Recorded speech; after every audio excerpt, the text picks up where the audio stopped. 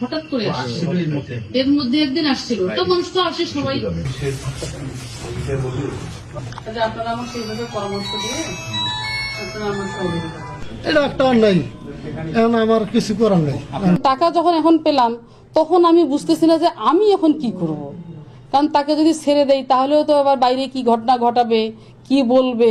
এই ভদ্রলোক ভোটের আগেও আসছিল, 2 দিন আগে, সেটা হচ্ছে মঙ্গলবার না সোমবার আসছিল হয়তো, মানে ভোটের 2 দিন আগে। ভোটের 2 দিন আগে সে অফিসে আসছিল, আসার পরে আজকে আবার আসছে। আবার যখন আসছে তখন ওনাকে আমি বলতেছি যে আচ্ছা আপনি তো সেদিন ভোটের আগে তো আসলেন, এসে বললেন, আজকে কেন আসছেন? বলতেছে ম্যাডাম একটু ফোনটা, বলতেছে যে ম্যাডাম আমি একটু আসলাম, আপনার সাথে আমার কথা আছে।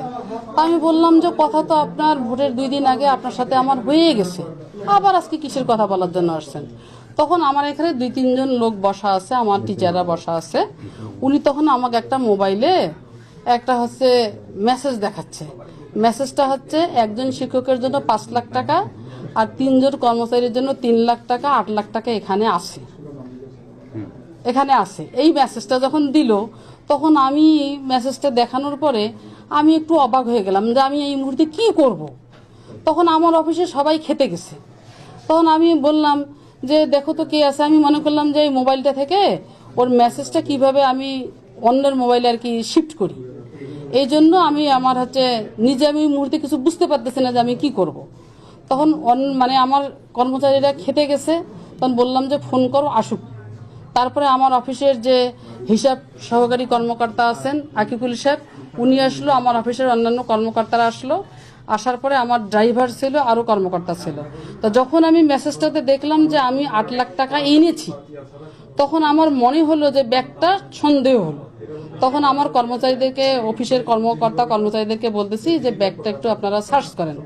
তা ব্যাগটা ওনাকে বলতেছি যে ওরা বলতেছে যে আপনি খোলেন, আমরা ব্যাগটা দেখি।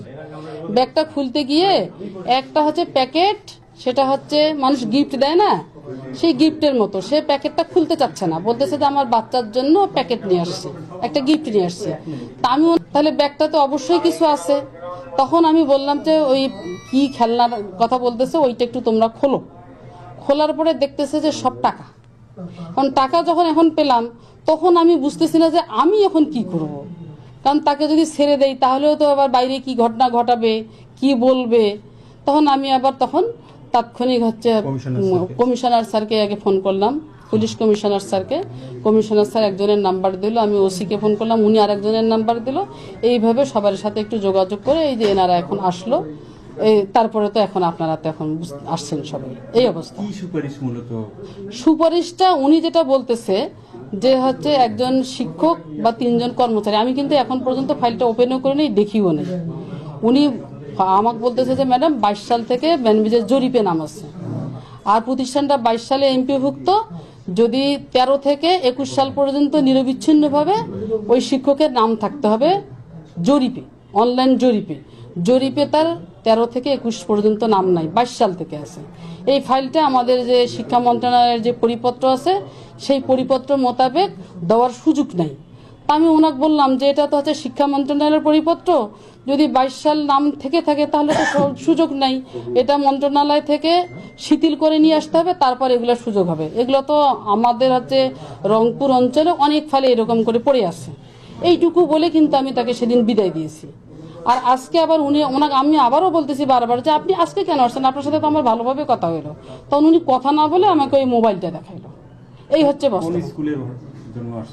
এটা কাজাইকাটা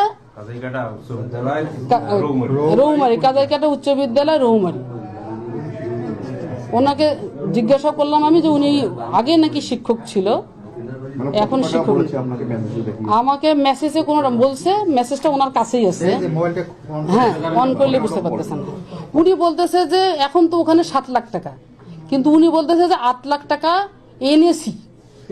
আমি 2 কারণে আসছি, যে বিলটা যদি হয়, আবার আমার যদি চিকিৎসা করার জন্য আসছি, 2টা কারণে আসছি। এটা প্রকাশ পাইলো কিভাবে যে আপনি টাকা নিয়ে আসছেন? আমি ম্যাডাম সেদিনকে আসছিলাম, ম্যাডাম না করছিল। আমি ভাবলাম যে যদি কিছু টাকা টুকা দিয়ে যদি আজকে করা প্রকাশ যায়। পাইলো কেমন করে যে আপনি টাকা নিয়ে আসছেন? ওই বললাম উনি একটা মোবাইল নিয়ে আসছে।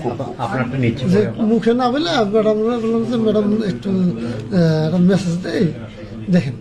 আচ্ছা, ঠিক মানে মেসেজ দেই বলতে এটা কি মানে মোবাইলে আমারই আমি সেন্ড করে নেই, আমি এমনি দেখাইছি লিখে যে ম্যাডাম ওটা আবার সেন্ড করে সেন্ড করছে শুনিয়ে নিছে যাই হোক নিকা।